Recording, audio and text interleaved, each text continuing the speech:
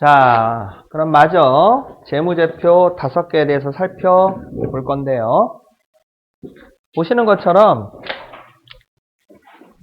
재무 상태표하고 손익 계산서에 대해서 설명을 했어요. 그래서 원래 재무제표가 만들어질 때는 처음에 이 2개밖에 없었어요. 이 2개밖에 없었는데 회사로 자꾸 전화가 오는 거예요. 당신네 재무상태표와 손익계산 잘 봤다. 그러니까 당신네 회사의 재무상태하고 경영성과에 대해서 정확하게 잘 알게 됐는데, 그런데 지금까지는 얼마 번 거냐 이러면서 물어보게 된 거예요. 그러면 원래대로 하자면 어떻게 해야 돼요? 손익계산서를 꺼내서 회사 운영한 횟수만큼 더해가지고 알려줘야 되는 거예요. 그러니까 우리 회사가 설립된 지 10년째 되는 회사다. 그런데 우리 회사에 투자한 투자자가 내지는 증권회사에서 전화가 온 거예요. 10년 동안 얼마 버셨어요? 이러고 물어보는 거예요. 그러면 손익계산서 몇 장을 꺼내서 10장을 꺼내서 그걸 더해가지고 당기순이익을 더해서 알려줘야 되는 거예요. 그래요. 부채표 우리 회사 10년밖에 안 됐으니까 해볼 만해. 근데 부채표 동화해보면 어떡할 거야? 120장을 꺼내야 돼요. 파버앤 카스텔은 280장을 꺼내야 돼요. 미치고 환장하는 사태가 벌어진 거야. 그래서 세 번째로 만들어진 서류가 이익, 잉여금, 처분, 계산서라고 하는 서류인데요. 이름만 복잡하지 별거 없어요. 누적손익계산서예요. 우리 회사가 지금까지 얼마 벌어들였습니다를 설명해주는 서류예요. 말이 좀 굉장히 어렵죠? 그러니까 내용인즉슨 이렇게 되는 건데, 이익여금 처분계산서. 자, 내용은 손익계산서인데 만들어지는 방식은 재무상태표처럼 만들어져요. 내용은 손익계산서인데 만들어지는 방식은 재무상태표처럼 만들어져요. 그러니까 이거 2개를 합치면 되는 거예요. 재무상태표하고 손익계산서를 합치면 되는 건데, 자, 우리 회사가 설립된 지 10년째 된 회사요. 죽으라고 열심히 일해서 1년 동안 장사했습니다. 그러면 1년차 이익, 잉여금, 처분계산서가 나와요. 이렇게. 그러면 1년 동안 또 죽으라고 열심히 일해서 2년차 이익, 잉여금, 처분계산서가 나오는데 2년 동안 장사했습니다 하니까 이렇게 나오겠죠. 그죠? 그래서 내용은 손익계산서인데 작년 거, 재작년 거 내용을 이미 포함하고 있으니까 2년차 거 잉여금, 처분계산서가 나오면 1년차 거는 필요가 없어지는 거예요. 하나 더 해볼까요? 1년 동안 또 죽으라고 열심히 일해서 3년차 이익, 잉여금, 처분계산서가 나왔어요. 그러면 3년 동안 장사해서 이만큼 벌었습니다 하니까 이렇게 만들어져요. 그러면 3년차 거 이익여금 처분계산서는 1년차 거와 2년차 걸 안에 포함하고 있죠. 말 그대로 3년 동안 얼마 벌었습니다 이니까. 그래서 이것만 가지고 있으면 돼요. 자, 그런데 생각지도 않은 또 부작용이 생긴 거예요. 이익여금 처분계산서를 만들어라 라고 했더니 은행에서 전화가 와요? 증권회사에서 전화 와요? 우리 회사에 투자한 사람이 전화를 거는 거예요. 저 이익여금 처분계산서를 꺼낸 다음에 회심의 미소를 짓고 지금까지 얼마 버셨어요? 라고 하는 질문이 나오자마자 얼마 벌었습니다! 딱 한마디로 바로 답변이 가능해진 거예요. 그러니까 빨리 답변은 가능한데 저쪽 입장에선 근데 지금까지 얼마 벌었습니다 말고 근데 자세한 내역을 좀 알았으면 좋겠는데 그거에 대한 얘기가 없고 이쪽에서도 우리 사회에 관심이 있어서 전화를 준 사람이잖아요. 뭔가 친절하게 더 대답해주고 싶은데 서류에 꼴랑 지금까지 얼마 벌었습니다. 이 내용밖에 없는 거예요. 그래서 대략 40년 전쯤에 서로들 약속을 한 거예요. 기왕이면 우리 사회에 관심이 있어서 전화하신 분인데 친절하게 좀 대답해주자. 그래가지고 이걸 2파트로 나누기로 약속을 하는데요. 자, 3년차 이익여금 처분계산서를 가지고 설명한다면 자, 작년까지 얼마 벌었습니다. 이 부분을 전기 2월 이익 잉여금이라고 부르자. 그러니까 이 케이스 같은 경우에는 1년차부터 2년차 것까지가 전기월 잉여금이 되는 거고요. 까맣게 표시한 부분이요. 올해 얼마 벌었습니다. 이 부분을 자, 당기 순이익이라는 명칭으로 해서 전기월 잉여금에다가 표시해주기로 그렇게 약속이 됐습니다. 어라? 당기순이익 어디서 본 것 같은데요? 손익계산서 제일 하단에 있던 금액이었었죠. 그래서 재무제표 이 5가지는 서로 따로따로 만들어진 서류가 아니라 톱니바퀴 맞물려 있듯이 서로 맞물려 있는 서류예요. 이건 또 무슨 소리입니까? 자, 제가 드린 프린트물 3페이지 봐주세요. 한 장 넘겨보시면 아까 우리 재무상태표라는 서류를 살펴봤었는데 그 중간에 제조업체에서만 나타나는 제조원가 명세서라고 하는 서류가 있을 거예요. 이 제조원가 명세서는 재무제표 5가지는 들어가지가 않지만 제조업 중에서는 반드시 만들어야 되는 서류입니다. 그 제조원가 명세란 서류가 재무상태표하고 손익계산서의 징검다리 역할을 해줘요. 그런데 보면은 자 재무상태표 왼쪽을 보세요. 자산 파트 원재료, 제공품, 제품 표시가 있죠. 거기에 제가 가로 1번, 2번, 3번을 붙여놓고 화살표 쭉 밑으로 내려 그어놨죠. 찾으셨어요? 그렇게 그 숫자가 재무상태표는 숫자가 제조원가 명세서하고 손익계산서에 연결이 되도록 되어 있어요. 그 다음에 손익계산서 오른쪽 구석을 보세요. 손익계산서 오른쪽 구석을 보시면 당기순이익 그래가지고 3,345만 원이라는 숫자가 보일 거예요. 찾으셨어요? 손익계산서 오른쪽 구석 가로 5번으로 붙어 있을 거예요. 찾으셨어요? 예. 그 숫자가 밑에 있는 서류 이익잉여 처분계산서 쪽에 화살표로 연결되어 있죠. 그런 식으로 재무제표 4개가 사실은 재무제표 5개인데 하나는 서류가 아니에요. 그 얘기 조금 이따 드릴게요. 그래서 재무제표 4개가 이렇게 서로 톱니바퀴 맞물려 있듯이 맞물려 있습니다. 그러니까 유능한 회계원이 되면 서류 조작이 가능해져요. 그러면서 한쪽을 뜯어고치면 한쪽을 뜯어고쳤다고 끝나는 게 아니라 나머지 서류 몇 개? 4개를 다 뜯어고쳐야 돼요. 4개를 다 뜯어고쳐야 돼요. 그런 거를 회계 전문용어로 뭐라고 이야기하냐면 분식회계라고 해요. 대우가 이 짓을 했는데 분식회계라고 부르는데 일본식 용어인데 이게 가루분자에다 먹을 식자예요. 뭐냐면 여자분들 그 기미 주근깨 안 보이게 할 때 파우더 바르죠. 요즘은 저기 뭐지? 똥펄프? 뭐예요 그 까먹었다. 펄프라고 부르나? 이렇게 생겨가지고 이렇게 토닥토닥 두들기는 거 있던데. 넘어가요. 비비크림이나 CC크림 같은 거 뭐 이런 거. 그런 식으로 회사가 잘못된 걸 감추는 용도로 사용하는 회계를 분식회계라고 해요. 그러니까 저건 불법인 거예요. 저건 불법인 거예요. 들통나면 감옥에 가는 거예요. 근데 대우가 저 짓을 했어요. 배를 만들어서 판 적이 없는데 배를 만들어서 팔았다고 무려 1조 원이나 매출액을 뻥튀기 해가지고 사실은 적자인데 우리 회사 흑자 났는데요 라고 회계장부를 뜯어고치다가 걸렸어요. 저걸 분식회계라고 불러요. 저걸 분식회계라고 불러요. 안 좋은 거예요. 아무튼 그래서 그렇게 재무제표 4개가 서로 유기적으로 연결이 되어 있는데 이 부분은 나중에 여러분들 공부를 다 마치고 나서야 이해가 되는 부분이에요. 이해가 되는 부분이에요. 그래서 최종적으로 여러분들 공부 목표는 재무제표 4개의 서류 구조를 이해하고 요거를 만들어 보는 게 우리 공부의 최종 목표인데 다행인 점은 누가 자동으로 만들어준다? 컴퓨터가 자동으로 만들어줘요. 그러면 뜯어고치는 것도 반자동으로 몇 군데만 건드려 주시면 알아서 자동으로 뜯어고쳐줘요. 자, 그렇게 해서 이익잉여 처분계산서 크게 2파트로 되어 있다. 그러면서 당기순이익 부분은 손익계산서하고 연결이 되어 있다라고 설명을 드렸네요. 자, 하나 더. 이게 다음 연도가 되면 당기순이익이 전기월 이익잉여금 쪽으로 합류를 하게 됩니다. 그리고 여기 4년차께 새로 끼어들게 되는데 자, 우리 회사가 1년 동안 또 장사했다고 칩시다. 그래서 4년차 이익잉여금 처분계산서가 나왔어요. 그러면 4년차 거 하나만 가지고 있으면 되는데 그러면 여기 3년차께 위로 편입을 하게 되는 거예요. 여기가 이제 3년차 거가 편입이 되게 되는 거고 몇 년차께 끼어들어요? 그렇죠. 4년차 거 당기순이익이 끼어들게 돼요. 그래서 하나가 계속 밑에서 추가가 되고 얘가 하나씩 더 늘어나는 그런 구조로 되어 있어요. 여기까지 되셨어요? 그래서 이익잉여금 처분계산서 우리 회사가 설립되면서 지금까지 얼마 벌었습니다 라고 하는 걸 설명해주는 서류예요. 됐죠? 필요한 거 필기하시고 사진 거 찍어주시고 자, 4번째 서류 설명 들어갑니다.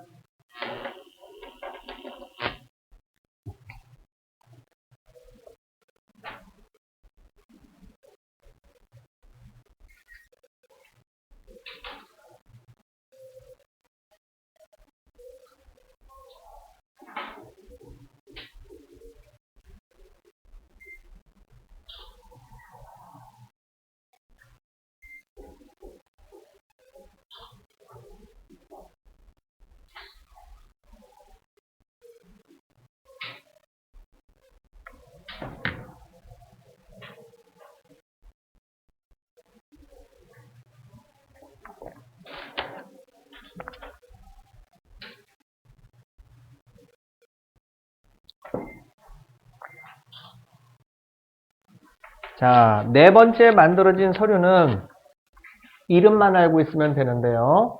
자본 변동표라고 하는 서류입니다. 자본 변동표. 그 전에 깜빡이고 얘기 안 했다. 이익잉여금 처분계산 서류가 누적 손익계산서 개념으로 만들어진다라고 했었죠? 그런데 이 누적 손익계산서는 이익잉여금 처분계산서는 번호 3번을 부여받지 못하고요. 제가 강의할 때는 별 표시로 바꿔서 설명을 합니다. 왜냐면 이익잉여금 처분계산서가 10년 전까지만 해도 재무제표 5가지 안에 들어갔었는데 불쌍하게도 쫓겨났어요. 그래서 객관식 문제로 자주 물어보는 항목인데 이익잉여금 처분계산서는 재무제표에 들어간다 안 들어간다? 안 들어갑니다. 이제는 안 들어갑니다. 그러면 안 만들어도 되나요? 회계학에서는 안 만들어도 괜찮다. 만들어주면 더 좋고 이런 구조로 되어 있는데 문제는 현실에서 법인세법 신고 들어갈 때 재무제표 5개와 이 이익잉여금 처분계산서를 반드시 같이 제출하도록 되어 있어요. 만약 법인세 세금만 내고 이 서류를 빼먹었다. 미신고일까요? 지연신고일까요? 미신고로 잡힙니다. 그래서 가산세가 2%가 붙어요. 엄청난 금액인 거예요. 그렇게 끝나는 게 아니라 또 주주총회할 때 주주들한테 이 서류를 같이 나누도록 돼 있어요. 이익잉여금 처분계산서를. 이거 안 만들어 놓고 주주총회를 하게 되면 벌금만 3천만 원입니다. 그래서 회계에서는 안 만들어도 괜찮다라고 돼 있지만 실무에서는 현실에서는 반드시 만들어야 됩니다. 벌금 내기 싫으면. 됐죠? 그렇게 해서 이익잉여금 처분 계산서라는 서류까지 설명을 했고요. 자, 종이로 만들어진 서류로는 네 번째, 재무제표로는 세 번째 서류가 되겠는데 서류 이름이 뭐냐면 자본 변동표라고 하는 서류예요. 자본 변동표라고 하는 서류예요.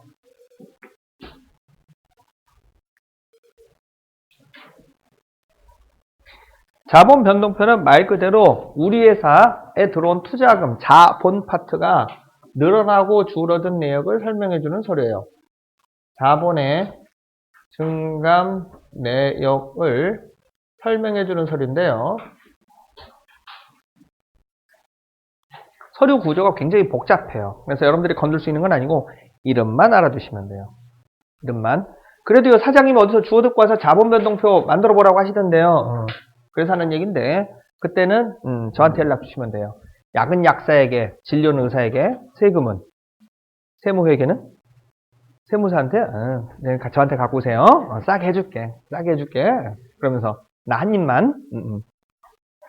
농담이고. 아무튼 자본 변동표는 자본의 증감사항을 표시해준 서류입니다. 자, 문제는 네 번째 재무제표인데요.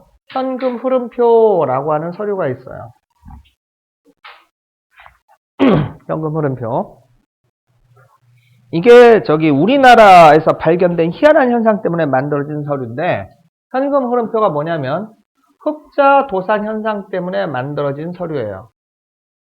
흑자 도산. 흑자 도산이 뭐냐면 우리 회사가 물건을 잘 팔았어요. 수익이 많이 났네요. 손익계산서를 만들어 보니까 이익도 많이 났어요. 그러면 회사가 정상적으로 잘 굴러가야 되는데 희한해요. 망했다네.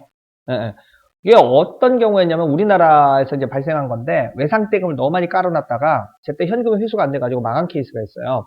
혹시 아실런지 모르겠는데 논노상사라고 아세요? 논노상사? 이 논노상사라는 회사를 아시면 이제 나이가 아니라 연세가 있는 레벨이 되는데 아니면 한주통상인가? 맞나? 뱅뱅청바지라고 들어보셨어요? 그것도 아시면 이제 나이가 아니라 연세가 있는 레벨이 돼요. 그런 게 있었어. 정철중앙영어 뭐 이런 거. 있었대니까. 넘어가요. 그래서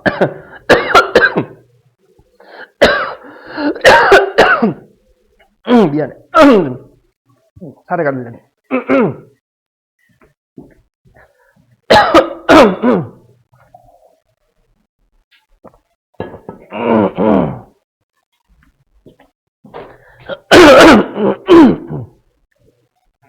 자, 그래서 논노상사라고 하는 회사가 여성 옷을 많이 만들어서 팔았어요. 이거 벌써 한 20년 전 얘기인데. 그런데 여자 옷은 아 미안해.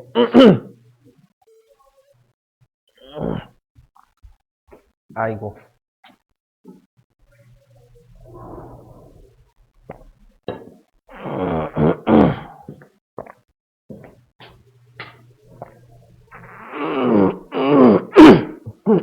됐다.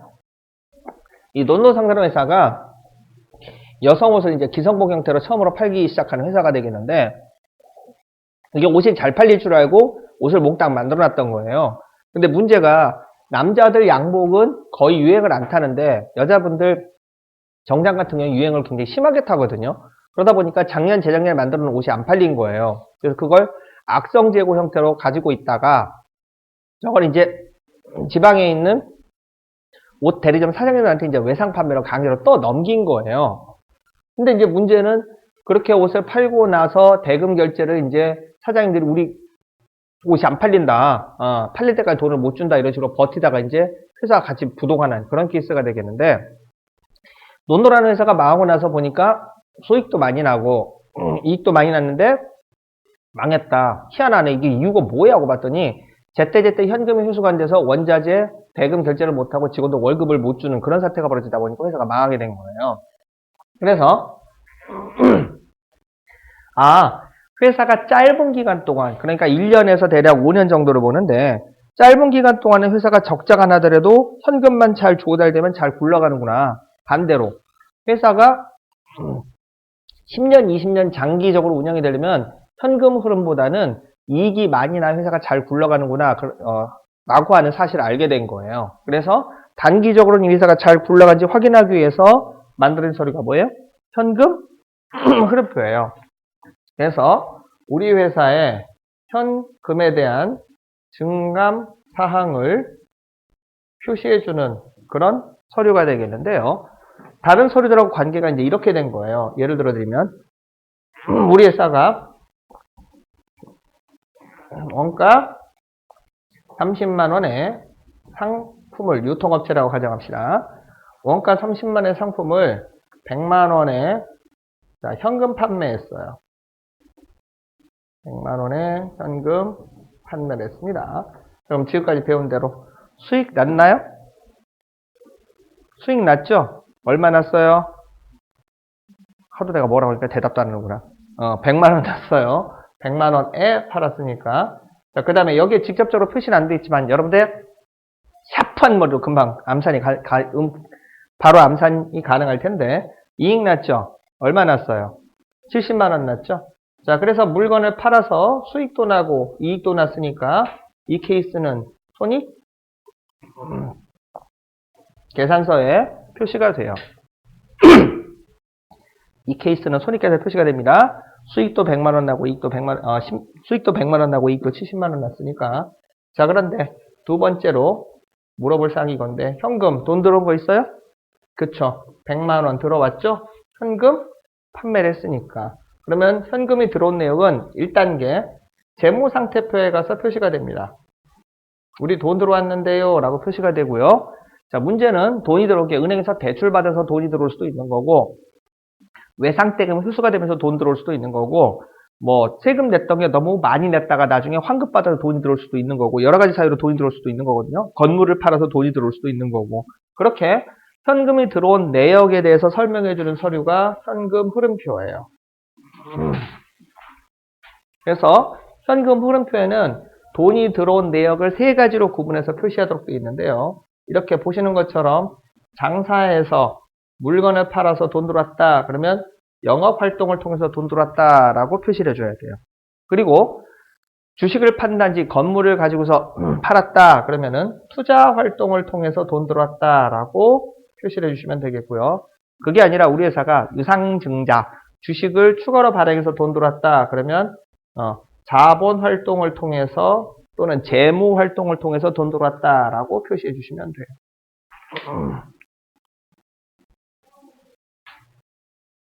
자, 비슷한 케이스인데 이번에는 우리 회사가 자, 원가 30만원에 상품을 100만 원에 이번에는 외상으로 판매하려고 합니다. 외상으로 판매하려고 합니다. 자, 그러면 수익 났나요? 났죠? 외상 판매도 팔기는 판 겁니다. 그래서 수익 100만 원 났고요. 이익 났나요?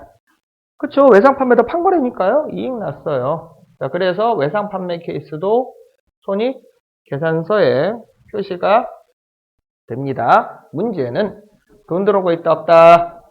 하나도 없죠. 그래서 외상 판매 케이스는 현금 흐름표에는 표시가 안 돼요. 참고로 프린트물 2페이지 한 장 넘겨서 뒷장에 보시면 다 적어놨어요. 그 다음에 나중에 차근차근 배우게 될 텐데 아마 금요일날 배우게 될 거예요. 물건을 본업 삼아서 외상으로 팔았기 때문에 외상 매출금이라고 하는 자산 항목이 100만 원 늘어난 걸로 표시가 됩니다. 어디에? 재무 상태표에 가서 표시가 돼요. 자, 그러면 1번, 2번만 놓고 본다면 어떤 게 더 좋은 상황인 거예요? 당연히 1번이 더 좋은 거죠. 당연히 1번이 더 좋은 거예요. 됐어요? 자, 그런데 이번에는 은행에서 대출을 받아보려고 합니다. 칸이 모자라서 옆에 칸에 적을게요. 우리 회사에 돈이 들어오긴 했는데 물건 팔아서 돈 들어온 건 아니고요. 은행에서 대출 받았대요. 자, 그래서 은행으로부터 현금 3천만 원을 1년간 빌려왔대요. 차입이라는 표현을 사용을 합니다. 자, 그러면 수익 났나요? 수익 난 거 하나도 없죠? 물건 판 건 하나도 없잖아요. 은행에서 돈만 빌려왔을 뿐이지. 그죠? 또 수익 난 거는 없어요. 이익 났나요? 이익 난 것도 하나도 없죠. 자, 그래서 은행으로부터 돈 빌려온 거는 손익계산서에는 표시가 안 된답니다. 그 다음에 현금 들어왔나요? 들어왔죠? 얼마 들어왔어요? 무려 3천만 원이나 들어왔네요. 그러면 일단 재무상태표에 가서 돈 들어왔다고 표시가 되고 현금 흐름표에 가서도 돈 들어왔다고 표시가 되는데 은행에서 대출 받은 거니까 투자 활동을 통해서 돈 들어왔다라고 표시가 돼요. 그러니까 본업 이외의 사유로 돈 들어온 건 다 투자 활동이에요. 본업 이외의 사유로 돈 들어온 건 다 투자 활동이에요. 자, 그 다음에 단기 차입금이라고 하는 부채가 늘어난 걸로 표시가 됩니다. 이게 부채예요. 얼마? 3천만 원이 늘어났습니다. 빚은 어디 가서 표시가 되죠? 재무 상태표에 가서 표시가 돼요. 이렇게. 그래서 이 회사가 잘 굴러가고 있는지 아닌지를 확인하려면 1단계 재무상태표에 자산이 많은지를 봐야 되고요. 부채가 적은지를 봐야 돼요. 2단계 손익계산서에서 영업이익과 당기순이익이 많은지 살펴보셔야 돼요. 기왕이면 어느 쪽이 비율이 더 높은 게 좋아요? 영업이익 쪽이 높은 게 더 좋아요. 그리고 나서 그냥 이 회사 좋은 회사구나 하고 덕커덕 서류 덮으면 안 돼요. 마지막으로 어디까지 확인해야 돼요? 현금 흐름표에 가서 얼마나 돈을 빨리빨리 잘 조달할 수 있는지를 확인하셔야 돼요. 자, 그리고 마지막 5번째 재무제표 5번째까지 설명하고 다음 단계로 넘어갈게요. 주석이라고 하는 게 있는데 주석은 도움말을 얘기합니다. 그러니까 지금까지 설명한 서류 4종류에 중요한 사항이거나 특이한 사항이 있으면 다구장 표시 또는 별 표시를 붙여서 도움말을 붙여놓은 걸 주석이라고 해요. 그래서 아마 월요일쯤 우리 다음 주 수요일쯤 실습을 들어갈 텐데 그때 교과서 가지고 오시면 돼요. 그때 입력 실습을 하면서 이게 주석입니다 라고 제가 알려드릴 거예요. 그래서 지금까지 설명한 내용 중에 중요한 사항이나 특이한 사항이 있으면 당구장 표시나 별 표시를 붙여서 서류에다가 도움말을 붙여놓은 걸 얘기해요. 그러니까 주석은 서류가 아닙니다. 도움말 기능을 하는 문구를 얘기하는 거예요. 자, 그렇게 해서 재무제표 5개 설명 끝. 필요한 거 필기하시고 사진과 찍어주시고요. 자, 드디어 다음 단계로 넘어가게 됩니다. 재무상태표에 대한 자세한 얘기 설명드리도록 할게요.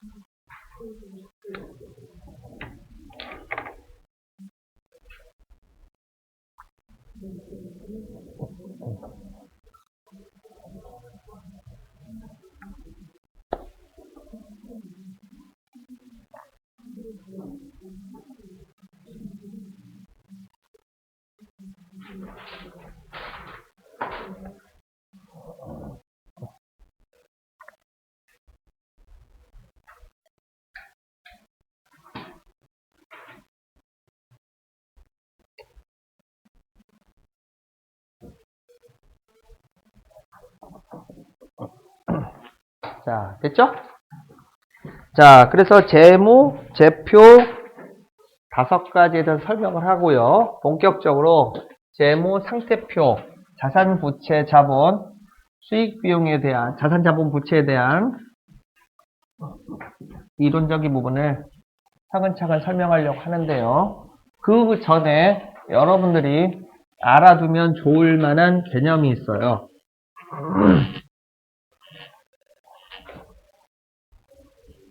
실제로 일상생활에서 사용하고 있는 법률 개념인데 의외로 잘 모르시는 분들이 많더라고요. 이게 세금 납부하고도 관련이 있어서 잠깐 설명을 하려고 하는데 사람의 종류에 대해서 잠깐 언급하고 넘어갈게요. 사람의 종류. 참고로 법률 용어로 이걸 법인격이라고 부르는데 저 사람 인격이 참 고상한 사람이야. 이런 얘기가 아니에요. 사람으로서, 법률상 사람으로서 자격이 있느냐 없느냐를 따지는 게 법인격이라고 하는 법률 전문 용어인데요. 세상에는 사람이 두 종류가 있죠? 미안해요. 오늘 희생양으로 아까 써먹었잖아. 세상에는 사람이 두 종류가 있어요. 누구가 있죠? 그렇죠. 당연한 질문이에요. 세상에 사람이 두 종류가 있습니다. 남자와 여자가 있어요. 그런데 그렇게 대답하신 거는 초등학교 수준의 상식적인 얘기고 앞으로는 여러분들 그렇게 대답하시면 안 돼요. 세상에는 사람이 두 종류가 있습니다. 누구가 있냐라고 물어보면 자연인과 법인이요 이렇게 대답해야 돼요. 방금 얘기한 남자와 여자요라는 개념이 여기에 들어가는 거예요. 태어날 때부터 사람이다. 원래부터 사람이다 라는 얘기가 되겠는데 저나 여러분들처럼 엄마 뱃속에 10달 동안 머물러 있다가 응애 하고 태어나서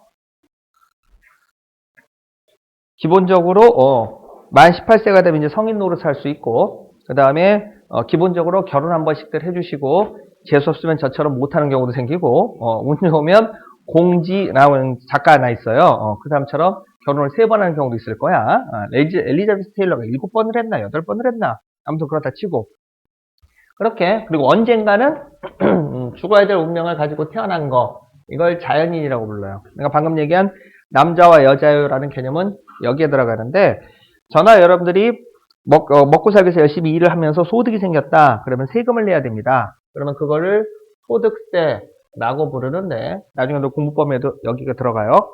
그런데 정확한 명칭은 종합소득세가 맞는 명칭이에요. 종합소득세가 맞는 명칭이에요. 앞으로 6주 후에 이제 이 부분에 대해서 배우게 될 거예요. 자, 그 다음에 법인인데요. 안 믿겨지겠지만 세상에는 돈으로 만들어진 가짜 사람이 존재합니다. 몸뚱아리도 없고요. 남자, 여자 성별 구분도 없어요. 그런데 희한해요. 주민등록증도 나오고요. 비슷한. 그 다음에 자기 이름으로 집도 살 수 있고요. 자식도 낳을 수 있는데 돈으로 만들어진 가짜 사람이 살아있는 사람을 낳을 수는 없는 노릇인 거고 돈으로 만들어진 가짜 사람은 돈으로 만들어진 가짜 사람을 자식으로 낳을 수 있어요. 그걸 자회사, 손자회사 뭐 이렇게 불러요. 그리고 돈으로 만든 가짜사를 만들어준 회사를 모회사 이렇게 불러요. 다른 말로 지주회사 뭐 이렇게 부르기도 하는데, 이 법인이 다시 종류가 두 가지로 갈려요. 하나는 나는 좋은 일 하기 위해서 세상을 태어났다라고 하면은 그거를 비영리법인 이렇게 불러요. 무슨 소리? 나는 돈이나 벌 거야. 그러면은 영리법인 이렇게 불러요.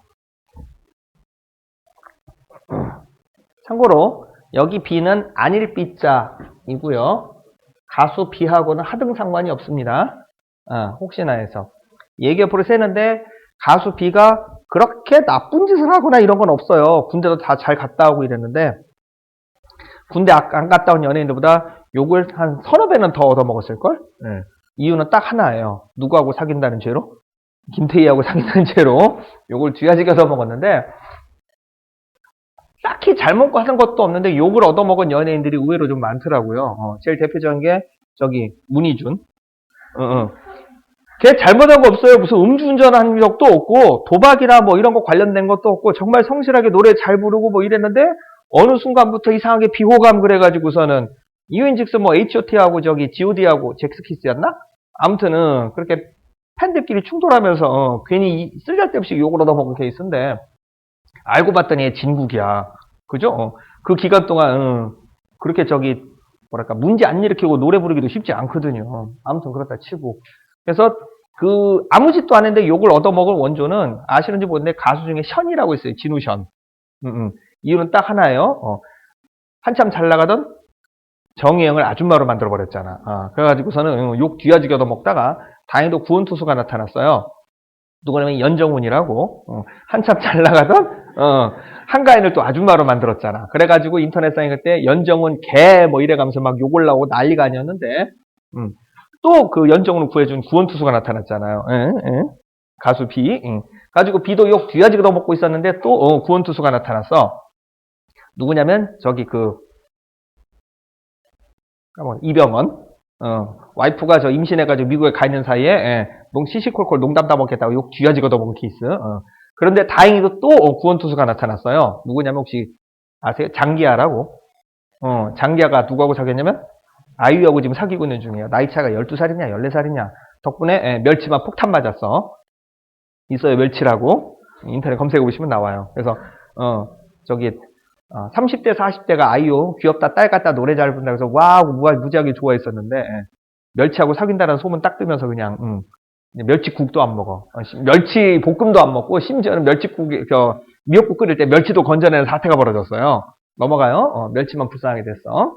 좋은 얘기 아니야? 아무튼 얘기 원위치. 그래서 비영리법인에서 여기 B는 아닐 B자지 가수 B하고 상관이 없어요. 넘어가. 자, 그러면 좋은 일을 하려고 태어난 이 비영리법인이 다시 두 가지로 갈리는데요. 나는 좋은 일을 하려고 태어났는데 좋은 일을 하려면은 돈이 좀 필요하다. 그러면 돈으로 똘똘 뭉친 걸 재단법인 이렇게 불러요. 여기 지하철 타고 가다 보시면은 어린이대공원이라고 있죠? 거기 이제 재단법인이 유경재단이라고 되어 있는 데인데, 거기 이렇게 가슴 아픈 이야기, 아직은 얘기 안 할래. 괜히 나 잡혀가기 싫어. 그렇다 치고. 유경재단이 장학재단 종류들이 다 여기에 들어가요. 이번에 또 시끄러운 거 있잖아. 뭐 미르재단인가 K재단인가 뭐 있잖아. 그게 여기에 들어가는 거예요. 넘어가요. 나 오래 살고 싶다니까. 그래서 좋은 일 하려고 만들어진 이런 재단들은 세금을 안 냅니다. 원칙적으로 세금을 안 냅니다. 극히 예외적으로 세금을 내는 경우가 있는데 원칙적으로 세금을 안 내요. 그래서 지금 말만은 K재단, 미르재단 세금 안 내고 있어요. 그래서 박물관 같은 거 이런 거 세금 안 내요. 그 다음에 무슨 소리? 세상에 좋은 일을 하려면 뜻이 맞는 사람들이 똘똘 뭉쳐야 되고 돈은 부차적인 문제야. 그래가지고 뜻이 맞는 사람들이 똘똘 뭉친 걸 사단법인이라고 불러요. 사단법인의 제일 대표적인 예가 여러분들 초등학교 때 한 번씩 강제로 삥 뜯긴 거 있는데 보이스카우트, 걸스카우트. 있는 집 애들은 그거 유니폼 사서 입고 다니잖아요. 그리고 없는 집 애들은 대부분 RCY로 가. 넘어가요. 그런 게 있어. 자, 그래서 사단법인 좋은 일 하려고 똘똘 뭉친 건데 YMCA, 뭐 YWCA 이런 거, 참여연대 뭐 이런 종류들, 그런 종류들이 사단법인이에요. 근데 사단법인이라고 전부 다 착하고 좋은 일만 하는 건 아니에요. 어버이 연합이라고 있어. 그 아이들 노인네들 개자를 빼고 쓰의는 집단이 좀 있는데 그렇다 치고 이런 종류도 역시 비과세예요. 세금 많네요. 그 다음에 영리법인 총 몇 가지? 5가지가 존재하는데요. 회사가 여기에 들어가요. 5종류의 회사들이 여기에 들어가는데 동업은 자연인들이 둘이서 같이 해보자라고 하는 게 동업이고 동업 개념으로 비슷하게 회사를 설립할 수 있는데 그게 뭐냐면 합명회사라고 하는 게 있어요. 우린 가진 거는 돈은 없고 몸뚱아리만 있다. 우리가 지금 동업 형태로 회사를 한번 꾸려보려고 한다라고 하는 게 합명회사고요. 네가 돈 내봐. 내가 회사 잘 꾸려볼게. 그래서 돈 대주는 사람이 있으면 합자회사라고 부릅니다. 합자회사라고 부릅니다. 그런데 여기 자본 파트 설명할 때 콜럼버스가 미국 신대륙을 발견하고 나면서부터 사람들이 돈을 대주는 사람 따로 있고 선단을 꾸려서 항해를 하는 사람이 따로 생겼다고 했었죠. 그래서 세계 최초의 주식회사가 동인도 주식회사라고 했는데 그렇게 돈을 대주는 사람들이 따로 있고요. 그 사람들이 월급쟁이 사장을 채용해서 일을 시키게 되는데 그런 형태를 여러분들이 흔히 알고 있는 주식회사라고 불러요. 지금 여러분들이 배우고 있는 회계는 주식회사 기준으로 배우고 있는 거예요. 그러면 개인 자영업일 때는 주식회사를 기준으로 한 회계보다 굉장히 쉬워져요. 왜냐면 주식회사는 자본 파트가 굉장히 복잡해요. 뭐 주식을 발행하고, 뭐 주식을 발행 과정에 수수료가 발생을 하고, 뭐 배당도 주고 막 뭐 이래야 되는데, 개인 자영업자일 때는 그냥 자본금이라고 하는 개정 과목 하나밖에 없어요. 자본 파트에. 주식 발행 이런 것도 없고. 그래서 주식회사 기준으로 배워두면 자영업자 회계는 굉장히 쉬워요. 자, 그 다음에 주식회사를 설립할 때 지금은 괜찮지만 주식회사를 설립할 때 5천만 원의 자본금이 있어야 초기 투자금이 있어야 회사를 설립할 수 있도록 해줬었어요. 5년 전만 하더라도. 그러면 아까도 얘기했지만 5천만 원이면 여러분들이 1년에 한 달에 먹을 거 안 먹고 입을 거 안 입고 한 달에 100만 원씩 저금하면 1년이면 1200만 원, 무려 4년을 모아야 줄 수 있는 돈이에요. 그래서 회사를 설립하는데 돈 벌자고 회사를 설립하는데 너무 가혹한 거 아니냐 그래가지고 지금은 그 한도를 폐지를 했습니다. 그래서 정확하게 22만 8천 원만 있으면 주식회사를 세울 수 있어요. 지금은. 그런데 그 당시 때 주식회사를 설립하는데 5천만 원 돈이 너무 많이 들어간다. 이걸 좀 줄여달라 그래가지고 미니 주식회사를 설립을 허용해 줬는데 유한회사라고 하는 것도 있어요. 주식회사를 사이즈를 줄여놓은 건데 1,000만 원 가지고 회사를 만들 수 있도록 허용해 준 게 유한회사예요. 1,000만 원 가지고 회사를 설립해 준 게 유한회사예요. 그래서 이 유한회사 이렇게 또 가슴 아픈 이야기 진즉 망해야 될 회사인데 아직까지 꿋꿋하게 장사 잘하고 있는 회사 있어요. 저기 옥시라고 그 가습기 말도 안 되는 그 청소기 만들어가지고 286명이가 죽은 사건이 벌어졌는데 옥시가 원래 주식회사였었어요. 근데 그대로 가다가는 지금 그 가습기 때문에 죽은 사람들 배상금 물어줘야 되는 금액이 장난이 아니게 생겼거든요. 그래서 주식회사를 문 닫고 유한회사로 바꿔놨어요. 지금 상태가. 가지고 지금 옥시라는 회사에서 계속 뭐 청소 싹싹 뭐 이런 거 나오고 있는데 유한회사로 바뀌어 있는 상태예요. 유한회사로. 웬만하면 옥시 거 사주지 마세요. 그렇다 치고. 그 다음에 이 유한회사로 허락을 해줬더니 먹튀 그러니까 돈으로 만들어진 가짜회사를 만들어놓고 어음 같은 거 수표 같은 거 허위로 발행해놓고 중간에 도망가는 놈들이 생긴 거예요. 그래서 한 놈은 남아서 끝까지 책임져라 그래가지고 자 유한 책임회사라고 하는 회사도 재작년부터 상법에 나타나기 시작을 하고 있어요. 상법에 법 규정을 만들어줬어요. 자, 그러면 한 명회사부터 유한 책임회사까지는 전부 다 뭐예요? 회사예요. 그래서 회사는 법인세라고 하는 세금을 내야 됩니다. 법인세라고 하는 세금을 내야 돼요.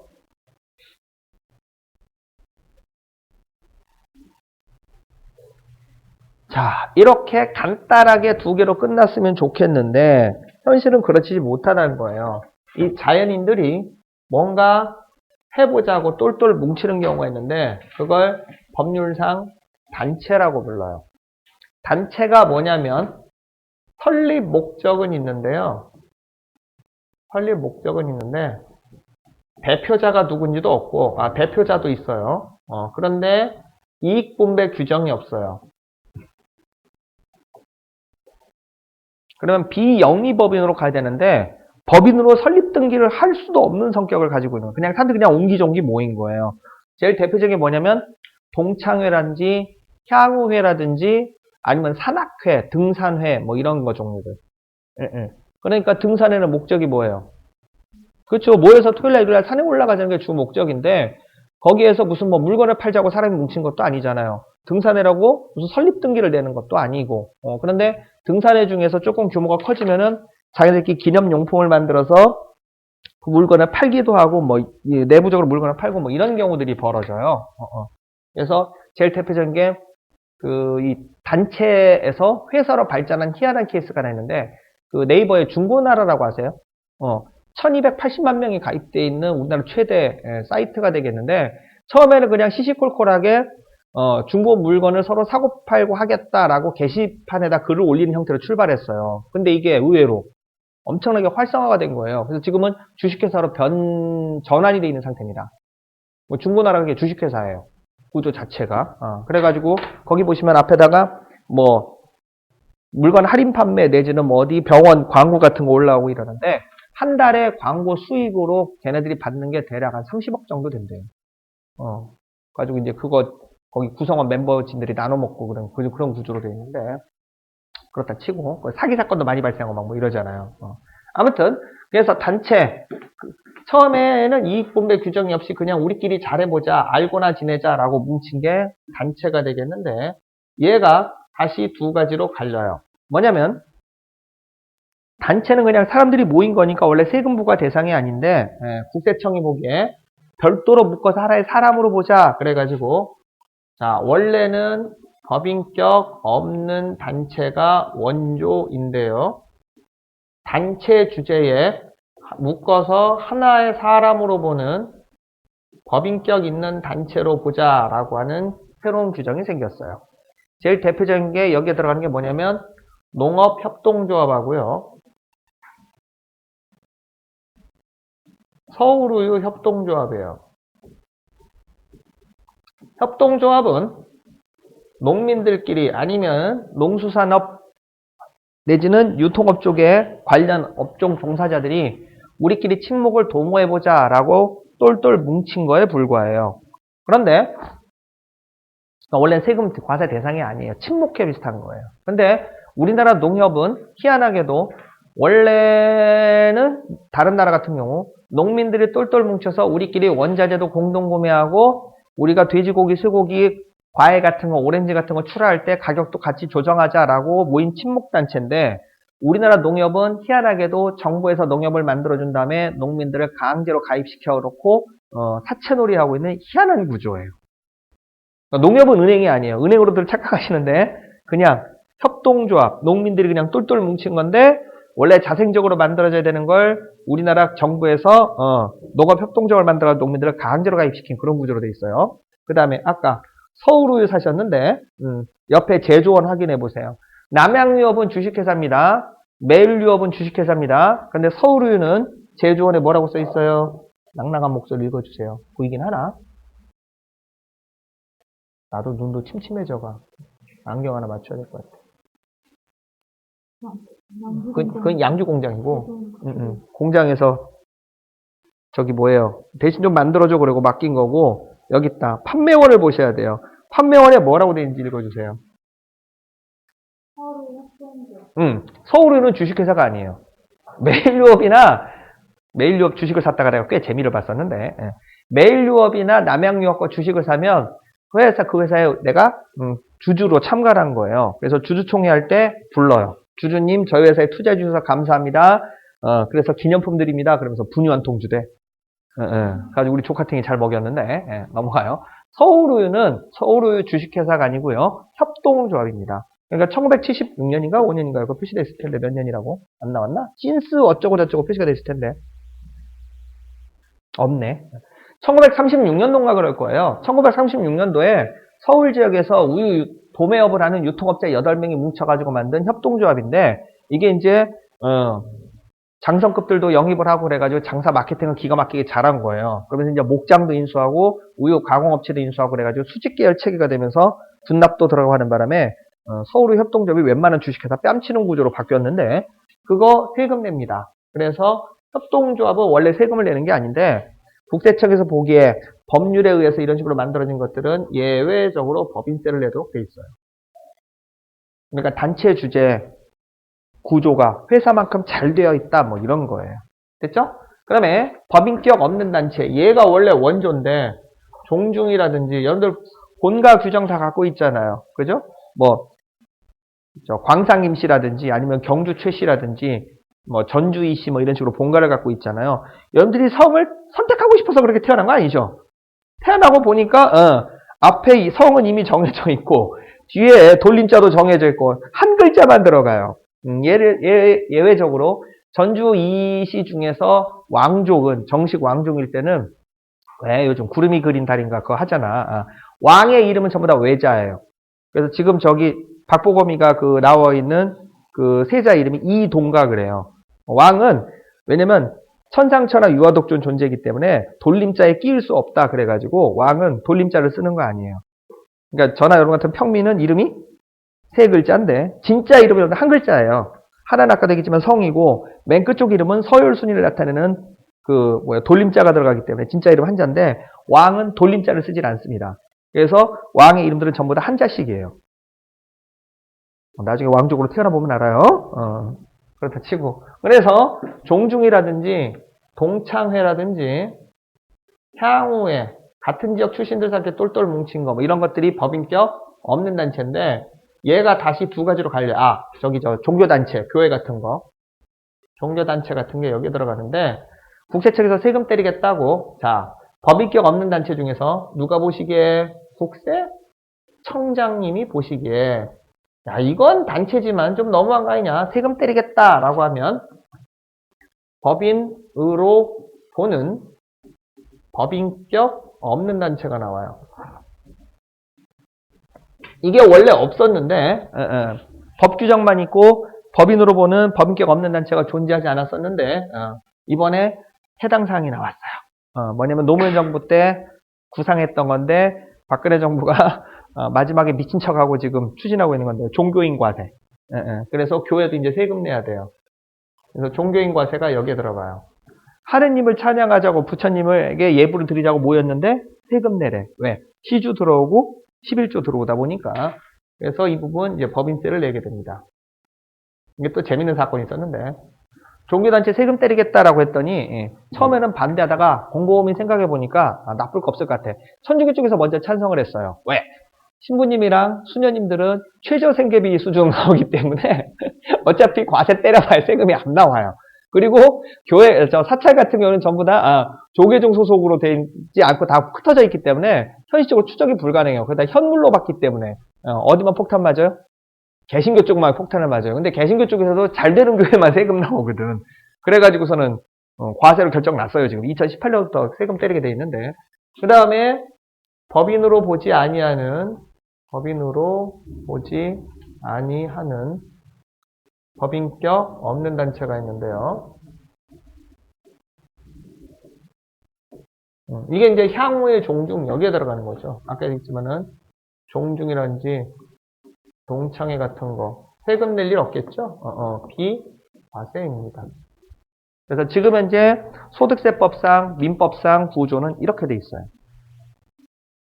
그래서 여러분들이 이것까지 한꺼번에 다 알면 덜 쉬운데 그냥 오늘은 이 부분에 대해서 두 가지만 알면 돼요. 세상에 사람이 두 종류가 있어요. 누구?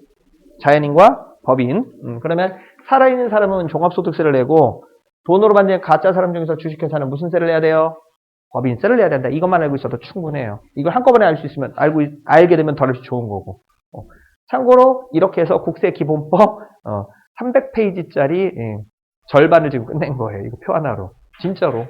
쉬었다가 나머지 부분 마저 설명하도록 하겠습니다.